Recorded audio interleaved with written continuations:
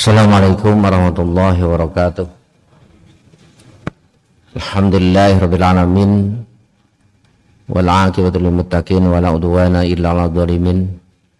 Wassalatu wassalamu ala asyrafil anbiya'i wal mursalin sayyidina maulana Muhammadin wa ala alihi wa sahbihi wa man tabi'ahu bi ihsanin ila yaumiddin, amma ba'du. Rabbi shrah li sadri wa yassir li amri wahlul 'uqdatam min lisani yafqahu qawli. Jemaah yang dimuliakan Allah Subhanahu wa taala, mari kita kembali mengkaji Al-Hikam ini, yang mana kajian yang akan saya sampaikan adalah masih berhubungan dengan pentingnya kita bergantung kepada Allah Subhanahu wa taala. Syaikhullah mengatakan, tahaqqaq bi awsafika yumidduka bi awsafihi. Mantapkanlah dirimu dengan sifat-sifatmu, yumidduka Allah bi awsafihi, maka Allah nanti akan menganugerahkan sifat-sifatnya. Tahaqqaq bizullika yumidduka bi izzatik. Mantapkanlah dengan sifat merasa hinamu, maka yumiddaka bi izzatihi, Allah nanti akan menganugerahkan kemuliaan kepadamu. Tahaqqaq bi azzika yumidduka bi qudratihi. Mantapkanlah dirimu dengan sifat kelemahanmu, maka nanti Allah akan menganugerahkan kepadamu kekuatan ataupun daya. Para hadirin rahimakumullah, Al-Hikam atau Syaikhullah mengajak kepada kita untuk senantiasa kita ini tidak lepas dari seorang Abdullah, seorang hamba Allah. Ya. Kemudian ketika kita senantiasa memiliki sifat penghambaan diri kepada Allah, maka jangan lepaskan sifat-sifat hamba itu di hadapan Allah.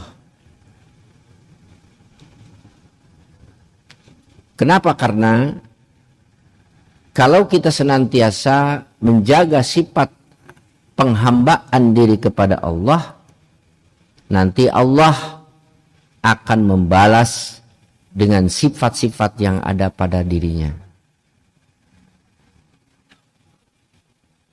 Kenapa demikian? Nanti saya uraikan lagi.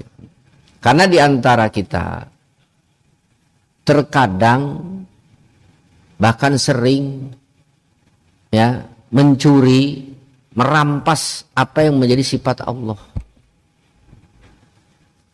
Sehingga nanti berakibat sifat yang ada pada Allah itu justru akan terbalik, akan menjadi senjata makan tuan. Misal, kita sering ucapkan dalam sholat, Allahu Akbar, Allah yang maha besar, Allah yang maha agung. Nah, oleh karena Allah merasa besar, Allah agung, maka layak kalau Allah takabur. Ya, itu. Kalau istilah sombong lah. Ya, memiliki sifat kiber, sifat besar. Allah layak bernama Al-Kabir, Al-Azim, ya, Al-Jabbar, Al-Qahhar. Ya. Kenapa? Karena memang ada dan memang memilikinya. Nah, itu contohnya. Kalau dia sudah merupakan sifat Allah, kalau diumpamakan ada abid, ada sayyid, ada hamba, budak, ada tuan. Janganlah sifat yang khusus untuk Allah kita ambil, kita rampas, kita miliki, kita pakai. Karena itu adalah mutlak milik dia. Ya. Nah, kalau kita memakainya sifat tersebut, sifat yang khusus bagi Allah tersebut, maka nanti justru akan terbalik. Yang tadi menggunakan sifat kiber, sifat sombong akan punya keinginan supaya dihormati, disegani, berwibawa, ya. Orang takluk kepadanya, orang takut kepadanya. Tapi kalau sifat itu dipaksakan dipakai, maka akan terbalik. Orang bukan malah segan, orang bukan malah hormat, respek, perhatian sama dia, memuliakan dia, mengagungkan dia, tapi justru akan menghinakannya. Ya. Para hadirin rahimakumullah. Sebagai contoh saja, bagaimana kalau kita melihat seseorang datang menghampiri Bapak Presiden, Pak Prabowo. Pak Prabowo pakai peci, Pak Prabowo pakai pin, ya, presiden di sini. Lalu kita atau ada seseorang nyelonong, langsung ngambil pecinya, ngambil pinnya. Apa yang dapat kita rasakan dan apa yang akan dirasakan oleh orang tersebut? Akankah dia akan mendapatkan kemuliaan? Justru kita tahu akibatnya nanti. Dia bisa jadi ditangkap, berurusan dengan pihak yang berwajib, bahkan kalau membahayakan bisa ya diperdaya oleh pas pampres dan lain sebagainya. Nah, itulah yang sekarang ini terkadang kita merampas atau mengambil secara sadar atau tidak sifat yang khusus bagi Allah tersebut. Nah, oleh karena itulah maka di sini Syaikhullah mengatakan tahaqqaq bi'ausofika, mantapkanlah sifat penghambaanmu kepada Allah, maka nanti Allah akan menganugerahkan sifatnya. Di sini contohnya tahaqqaq bizullika, mantapkanlah sifat hinamu, nanti Allah akan menganugerahkan sifat mulianya. Jadi pakailah sifat jalil hina, nanti Allah akan mengganti sifat jalil tersebut, atau pakaian zalil diganti dengan aziz. Ya. Kita bisa melihat sekarang bagaimana kisah-kisah dari para nabi. Misalnya, ambil contoh lah, Nabi Yusuf alaihissalam. Nabi Yusuf alaihissalam episodenya, perjalanan hidupnya itu dari mulai dia ya dihasut, didengki oleh saudara-saudaranya, artinya dimusuhi. Terus kemudian apa? Dimasukkan ke dalam sumur. Setelah dimasukkan ke dalam sumur, diangkat oleh para pedagang yang lalu lalang, yang lewat, lalu dijadikan budak belian, dijual belikan.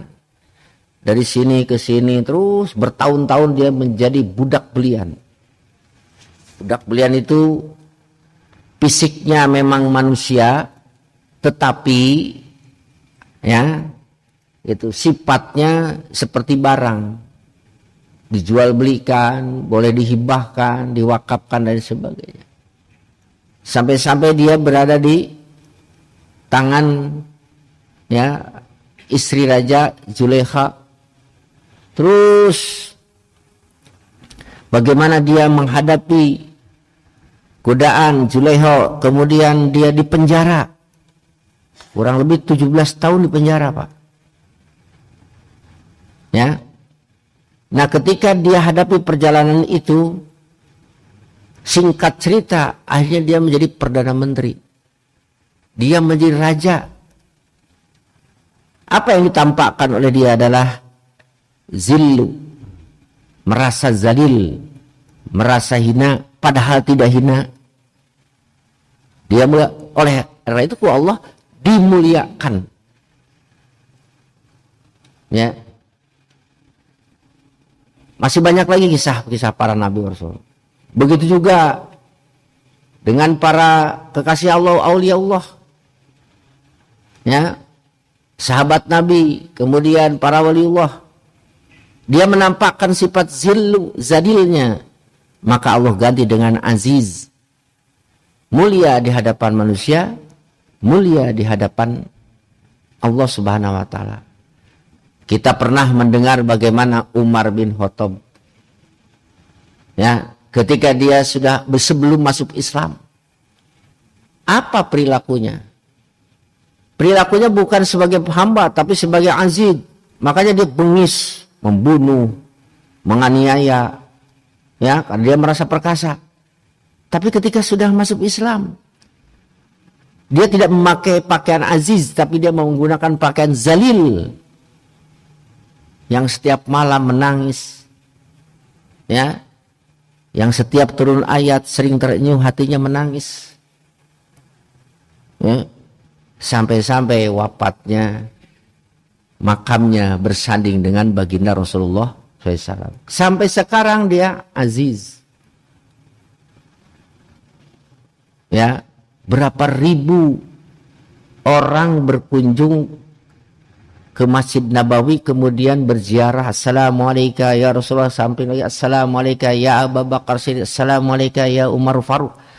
Setiap hari disalamin oleh orang-orang yang ziarah, kecuali ketika saat akan melaksanakan sholat 5 waktu. Itu ratusan ribu orang. Dan sekarang Bapak yang umrah atau yang haji, ya, bisa merasakan bagaimana tahun lalu, beberapa tahun yang lalu dengan tahun yang sekarang. Ya, mau masuk raudhah saja, mau ziarah, ya, harus pakai aplikasi nusuk. Kalau yang umroh harus ikut muasasah rombongan. Kalau tidak begitu nggak bisa masuk. Beda dengan dulu saya waktu 93, 95. Jangan jauh-jauh lah, tahun 90-an waktu saya hajian. Terakhir hajian itu 2011. Itu masih bebas masuk raudhah, masih bebas ziarah. Karena saking membludaknya orang, belum di depan, di belakang, di luar. Dia menjadi aziz karena dulunya ketika dia hidup merasa zalil kepada Allah Subhanahu wa taala. Ada sabda lagi, man tawaddoa lillah rafa'ahu Allah. Barang siapa yang merendah karena Allah, rafa'ahu Allah, maka Allah akan menaikkannya. Ya. Sebaliknya barang siapa yang meninggikan dirinya, maka Allah akan merendahkannya. Itu sabda Nabi. Nah, jadi oleh karena itu sekalian, disinilah pentingnya kita senantiasa berusaha untuk memakai sifat penghambaan kepada Allah Subhanahu wa taala. Sifat zalil, sifat lemahnya. Barang siapa yang merasa dirinya lemah, tidak berdaya, ya, itu. Aziz di sini ain beda ya. Kalau lisannya hampir sama azizun. Kalau ini aziz, lemah. Barang siapa yang mempertontonkan dirinya, merasa lemah, maka Allah akan memberikan kekuatan. Kita ambil kisah perang Badar. Walaqad nasarakumullahu bi Badri wa antum azillah. Sungguh Allah telah menolong kalian pada saat perang Badar, wa antum azillah, sedangkan kalian saat itu zalil, hina, aziz, lemah. Ya. Ini kalau salah tulisan artinya beda. Ajizil lemah. Dari bagaimana waktu perang Badar? Sahabat semua yang jumlahnya 313 Allah katakan sebagai zalil, lemah, hina, ya, dihinakan oleh siapa? Oleh orang-orang musyrik. Senjata yang sangat minim, kendaraan kuda pun konon cuma 2 ekor, unta pun cuma 3, sangat sederhana,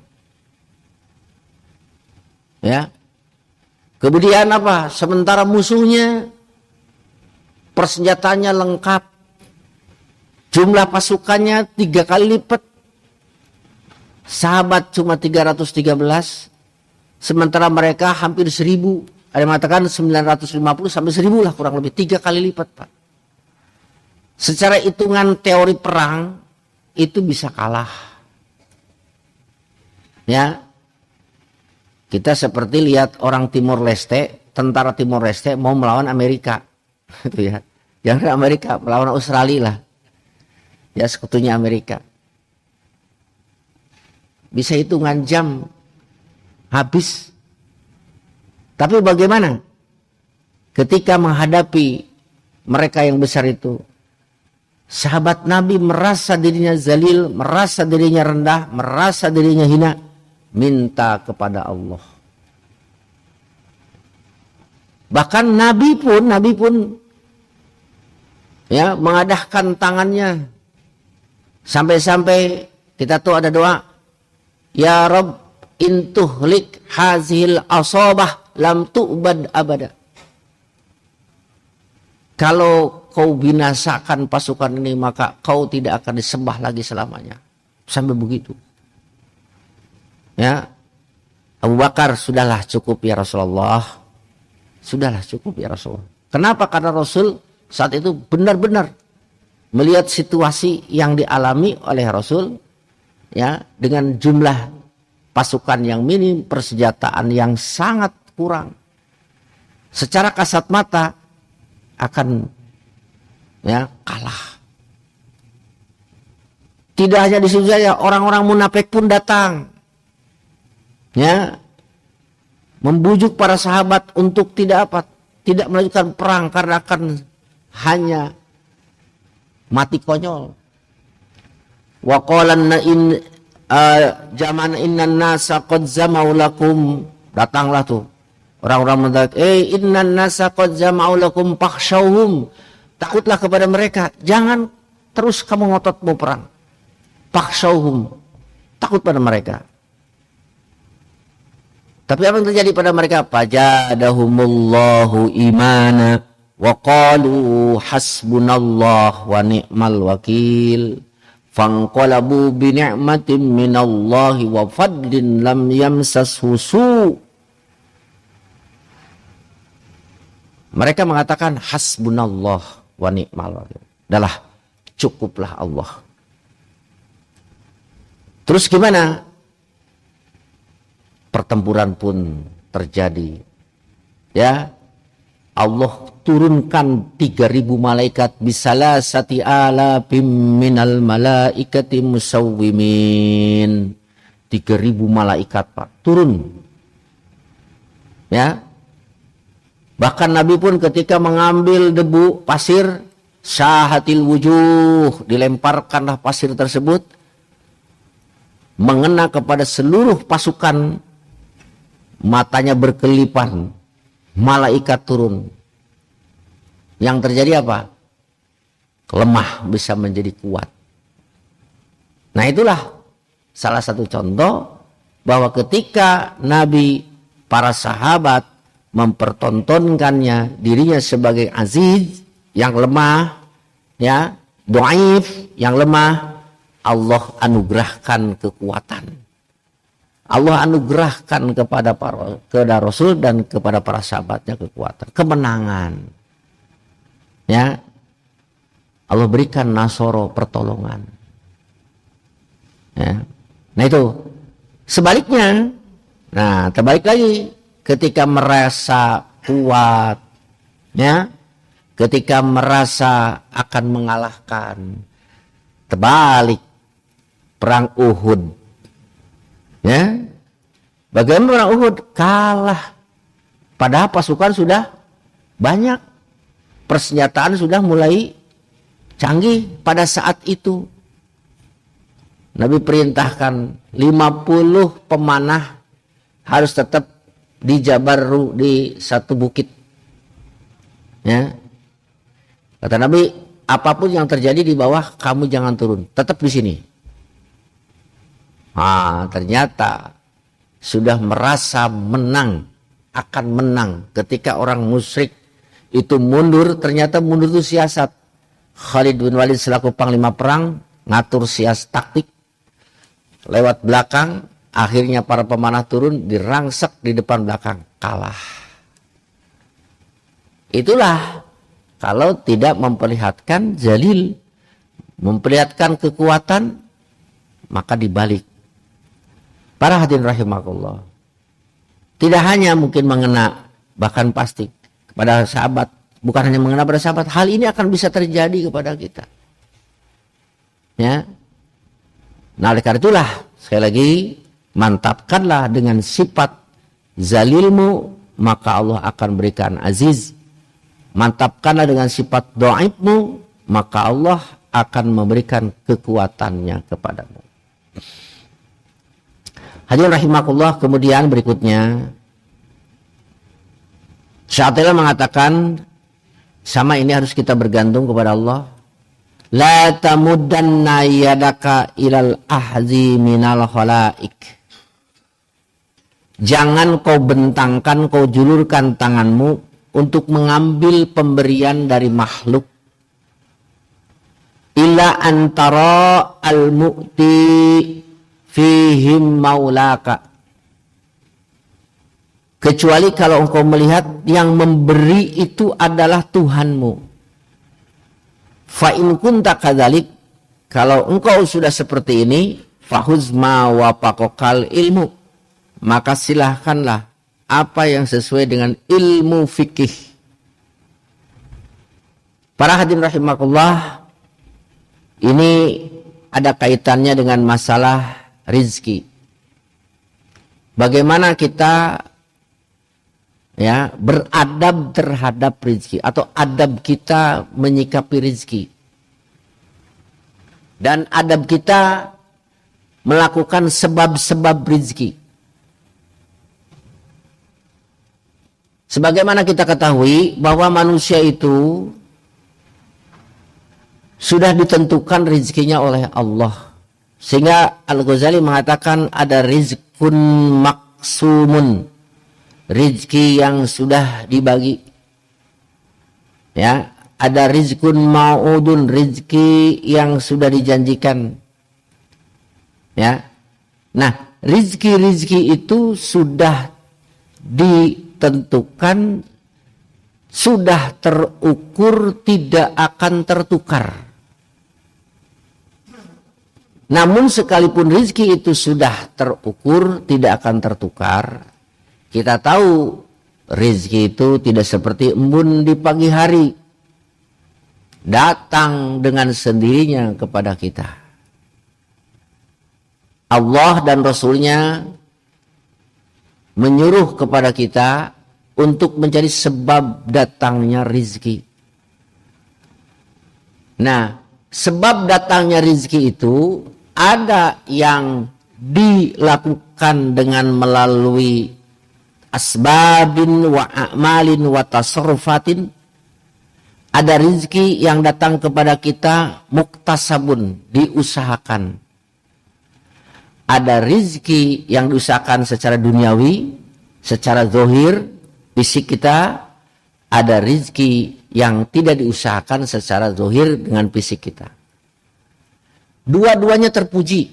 Dua-duanya tidak dilarang, bahkan terpuji.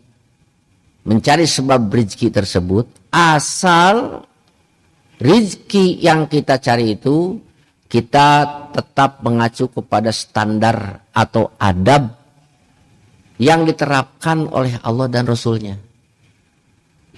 Silakan cari sebanyak-banyaknya, asal adabnya ketika mencari tetap kita jaga. Apa adab?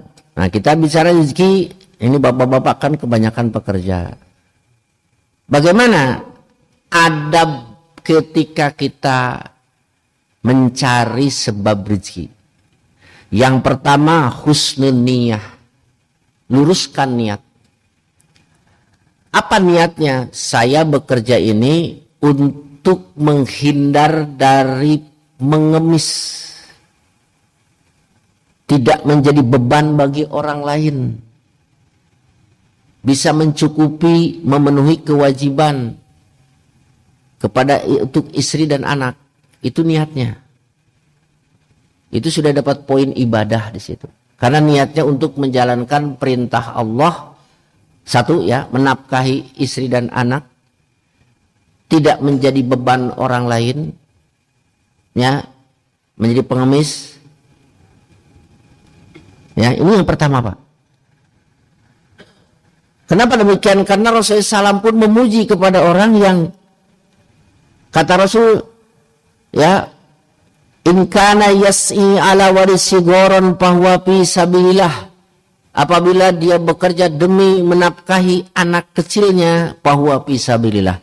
Wa in kana kharaja yas'i ala abawaini syahiyani kabirani. Apabila dia bekerja untuk menafkahi kedua orang tuanya yang sudah tua renta, fi sabilillah. Kalau niatnya dia untuk menafkahi dirinya supaya tidak menjadi pelaku, ya, peminta-minta, pengemis, maka dia pun apa? Fisabilillah. Tapi kalau dia tujuannya untuk memperkaya diri, untuk bersenang-senang, fahuwa fisabilis syaitan, maka dia berada di dalam jalan syaitan. Yang kedua, alla yamnahu syauqu dunya. Ketika kita mencarinya, jangan sampai pasar dunia terkalahkan, pasar akhirat maaf, terkalahkan oleh pasar dunia. Artinya apa? Saat kita mencarinya, ya, di PT, di kantor, itu kan pasar dunia. Jangan sampai mengalahkan pasar akhirat. Mana pasar akhirat? Ini, masjid. Waktunya sholat, sholat. Zuhur, istirahat, sholat. Asar, maghrib, isya, subuh. Ya, bahkan sebelum melakukan aktivitas duniawi, aktivitas akhiratnya terlebih dahulu. Sholat duha. Ya, itu diantaranya. Allah memuji kepada orang yang apa? Tidak melupakan pasar akhirat. Rijalun la tulhihim tijaratun wala bai'un an zikrillahi wa iqamis salati wa ita'iz zakah. Laki-laki yang tidak terpedaya oleh tijarah. Tijarah itu perniagaan. Tidak terpedaya oleh bai'un, dari jual beli, an zikrillah wa iqamis salah. Ini ayat menerangkan innallaha yuhibbut tawwabina wa yuhibbul mutatah. Siapa tawabin mutatahhirun yang dicintai oleh Allah? Rijalun, laki-laki yang tidak terpedaya oleh bisnis, tidak terpedaya oleh jual beli, dari zikrullah, dari mendirikan sholat. Jadi sekalipun dia sedang apa? Sedang bekerja, yulazimu zikrullah, tetap zikirnya jalan. Ya, maka ada orang yang sambil menunggu barang dagangannya, dia pegang tasbih di kita, subhanallah, subhanallah, la ilaha illallah. Ada yang sambil murojaah Quran. Ya, itulah orang yang tidak terpedaya, ya, terkalahkan pasar akhirat dengan pasar dunia. Dia tidak sedang mencari dunia, tapi dia sedang mencari akhirat sebenarnya. Kemudian ayat lubal halal, hati-hati, carilah yang halal. Ya, artinya apa? Segala yang dilakukan mencari sebab rezeki itu harus selalu berstandar di atas rel kehalalan. Oleh karena itulah, ya, tidak boleh menimbun, ihtikar, dilarang. Ya. Kemudian tidak boleh mengurangi timbangan dan takaran. Ya. Tidak boleh menipu. Karena Nabi pernah marra birajulin atau aman. Pada satu saat Nabi melihat ada seorang yang menjual gandum. Gandumnya menjual gandum. Nabi ada sedikit curiga. Kemudian Nabi masukkan tangannya ke bawah. Saat di bawah beliau memegang gandum yang basah. Ya sahibat ta'am. Hei, mahada. Ini apaan? Kok basah? Yang atas kering. Kata orang itu asobatul ma, sama dia terkena air hujan. Kata Nabi, "Fahalla ja'altum fawqatam." Kenapa yang bawah tidak diletakkan di atas supaya orang tahu? Ya, bahwa ini adalah apa? Ya, yang basah dan yang kering. Yang berbeda harganya. Sampai Nabi mengatakan, "Man ghassana falaisa minna." Barang siapa yang menipu kepada kami, menipu kepada umat kami, menipu kepada sahabat-sahabat kami, falaisa minna, maka dia tidak termasuk dari orang yang menjalankan sunnahku, ya, aturanku. Nah itu. Kemudian lagi tentunya tidak boleh jauhi memuji barang supaya orang, ya, itu terpikat dengan kita. Wah, sekarang kan banyak Pak orang memuji barangnya, waduh luar biasa, dengan eksperimen, dengan berbagai macam pujian produk-produk, baik itu produk makanan maupun produk kecantikan dan sebagainya. Kalau pujian itu tidak sesuai dengan kenyataannya, hati-hati. Nabi bersabda, al-halpu munfiqatun lisil'ah mumhiqatun lil kas. Sumpah itu memang bisa menaikkan nilai jual, tetapi sebenarnya dia akan mumhiqatun, akan menghancurkan kepada kebarokahan. Jadi tidak diperkenankan untuk apa? Untuk memuji-muji yang berlebihan, apalagi disertai sumpah. Kemudian lagi apa adabnya? Ya, baginda Nabi Muhammad SAW mengajarkan tajannubul julus fit tariqil muslimin. Ya, dilarang menjual barang di pinggir-pinggir jalan yang sekiranya akan mengganggu perjalanan orang. Ya. Nah ini ya, itu yang sekarang ini Masya Allah luar biasa. Tempat-tempat ada sedikit saja dipakai untuk itu sehingga orang merasa terganggu perjalanannya. Kemudian lagi apa kata Nabi? Ya, ketika kita menjual barang jangan terlalu mahal. Jualah barang dengan harga yang penuh dengan bersahabat lah. Makanya Allah menyuruh kita itu tidak hanya adil tapi menyuruh ihsan. Ya. Nah ini kita ini kadang-kadang mencari adil, artinya semahal-mahalnya yang penting orang suka. Padahal rumusnya bukan adil, tapi yang bos ihsan. Cari keuntungan yang penting ada, tidak merugi. Masih banyak hadirin rahimakumullah adab-adab tentang berjualan ini ataupun bekerja. Kemudian kalau adab itu sudah dilaksanakan, silahkan ambil. Ya, silahkan gunakan, silahkan manfaatkan. Kemudian yang kedua, ada orang yang mendapatkan rezeki itu tanpa usaha. Yang disebut dengan makom tajrid. Ah udahlah, saya mah sholat aja lah. Karena sudah diatur oleh Allah. Ya, dia tawakal kepada Allah.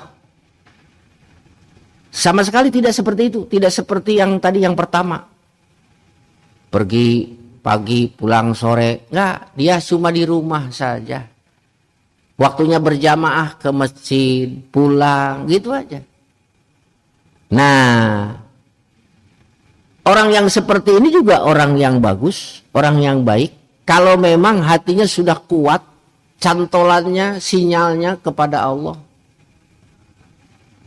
Tapi ingat, ketika ada orang yang memberi, kata Syekh Athaillah, kamu harus meyakini yang memberi itu sebenarnya adalah Allah melalui orang tersebut. Kalau kamu sudah merasa pemberian itu dari Allah melalui orang tersebut, silahkan kau ambil. Sebagaimana Rasulullah SAW pernah menegur Umar bin Khattab. Umar bin Khattab dikasih oleh Rasul. Kemudian ketika dikasih oleh Rasul, Umar bin Khattab menolak, berikanlah kepada orang yang lebih fakir dariku ya Rasulullah. Ya. Nah, ketika itu Umar bin Khattab tidak mau menerima. Beliau malah menyuruhnya kepada Rasul untuk diberikan kepada orang yang afqara minni, lebih fakir dariku. Kata Rasul begini, man ja'a'u ma'rufun min akhihi min ghairi mas'alatin wala israfi nafsin falyaqbalhu fa innahu rizqun saqallahu ta'ala ilaihi. Barang siapa yang didatangi kebaikan oleh saudaranya tanpa diminta, apalagi jangan diminta, berharap saja tidak, falyaqbalhu, terimalah. Terima kalau diberi. Tanpa diminta, tanpa diharapkan, fa innahu rizqun saqallahu. Karena itu rezeki yang dikirimkan oleh Allah kepadanya. Jadi boleh. Asal kita mengikhtiarkan adalah rizqum minallah, rizki dari Allah. Bukan karena kita pandai beramal soleh, bukan karena kita hebat doanya, bukan. Tapi adalah rizqum minallah. Allah tuh memberi kepada kita tanpa embel-embel, tanpa sebab A, B, C, D. Tidak. Dia tidak terganggu, dia tidak tertarik oleh itu semua. Tapi dia memang sudah merencanakannya, menghendakinya untuk memberi kepada kita. Demikianlah hadirin rahimakumullah, ya, dua materi hikam yang saya sampaikan, mudah-mudahan ini menjadi bahan kita untuk menjalankan kehidupan sebagai hamba Allah. Barangkali cukup. Alhamdulillah, jamaah rahimakumullah. Begitu panjang lebar ilmu yang akan menghibur kita, mudah-mudahan menjadi pengetahuan buat kita untuk sama-sama kita menjalankannya. Alhamdulillah, mungkin dari pemaparan tadi ada yang kurang jelas, ada yang menanyakan kepada kita, maka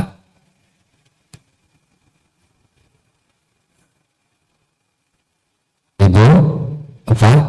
Ada yang tanyakan?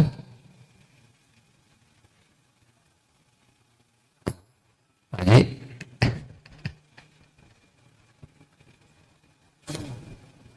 Sebelah kiri, apa? Ada yang tanyakan?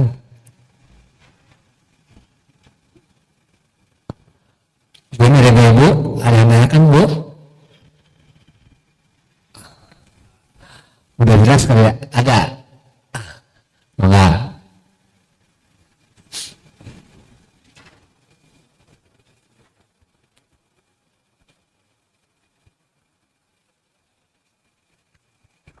Bismillahirrahmanirrahim. Assalamualaikum warahmatullahi wabarakatuh. Ustaz, mengenai Jalil sama Aziz tadi, ini menurut saya gimana kita memandang makan siang gratis yang biayanya sampai 400-an triliun itu, kita itu pada posisi Jalil apa kita akan, karena memang tujuannya adalah untuk peningkatan, tapi posisinya itu sekarang ini kira-kira gitu. Ustaz, assalamualaikum warahmatullahi wabarakatuh. Maksudnya apa, Pak?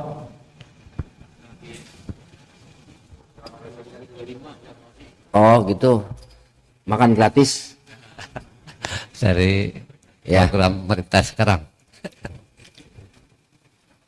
Tadi disampaikan, kata Rasul, kalau ada sesuatu pemberian dari orang lain tanpa diminta, tanpa diharapkan kita terima.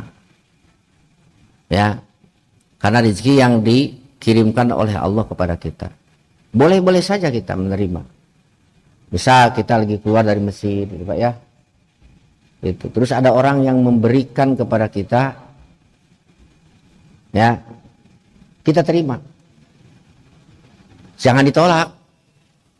Apalagi kalau membuat orang itu tersinggung. Terima saja. Sekalipun kita tidak suka makanan itu, sekalipun kita tidak mengkonsumsi makanan tersebut karena berhubungan dengan kesehatan. Kita ambil, kita bawa, lalu kita berikan lagi kepada orang lain. Orang itu dapat pahala sedekah, kita pun dapat pahala sedekah. Jadi nggak boleh, oh enggak, saya nggak mau menerima pemberian. Oh, nggak bisa begitu juga. Karena Rasul pun kepada Umar bin Khattab, ambil, makan, kalau tidak, tasodak, sedekahkan lagi. Saya Pak juga begitu, alhamdulillah. Ini kalau minggu pertama ini, saatnya kunjungan orang tua santri. Itu yang ngasih, kalau musim pete, ada yang ngasih pete sampai 1 karung Pak. Betul. Orang sana tuh. Musim duren. Tapi kan saya tahu kondisi itu ya. Makan duren itu ya bisa berakibat ini, makan pete ini tidak dimakan. Kasihin sama orang. Ayo silakan antri. Ada yang ngasih makanan ini, mas ini. Terima. Bahkan saya tidak merokok pun saya terima rokok itu. Karena kan adik saya perokok, datang, rokok. Nggak ditolak, sama saya ngikutin sabda Nabi itu, diantaranya. Yang kedua ya guru saya juga demikian. Guru saya tidak merokok, ada yang merokok, ada yang tidak merokok. Ketika yang merokok tidak merokok, dikasih rokok ya diterima. Jadi intinya yang penting min ghairi mas'alatin wala israfin nafsin. Bukan karena meminta, ya kita terima saja. Dan itu tidak menghilangkan kejuhudan kita, ya. Itu. Sekian Pak, barangkali berkenan penjawaban saya. Kalau memang seperti itu pertanyaannya, diterima. Ada lagi satu lagi, Pak, dari Ibu. Mungkin cukup ya. Alhamdulillahirrahmanirrahim. Ya Allah, Bapak Ibu-Ibu, demikianlah pengajian kita, pemahaman kita. Mudah-mudahan apa yang mengganggu kita dan pengetahuan kita mendatangkan kita kepada Allah Subhanahu Wa Taala. Mari sama-sama kita akhiri dengan sama-sama kita kembali dalam mengucap Subhanakallahumma wa bihamdika asyhadu an la ilaha illa anta astaghfiruka wa atubu ilaik. Allahu akbar. Assalamualaikum warahmatullahi wabarakatuh.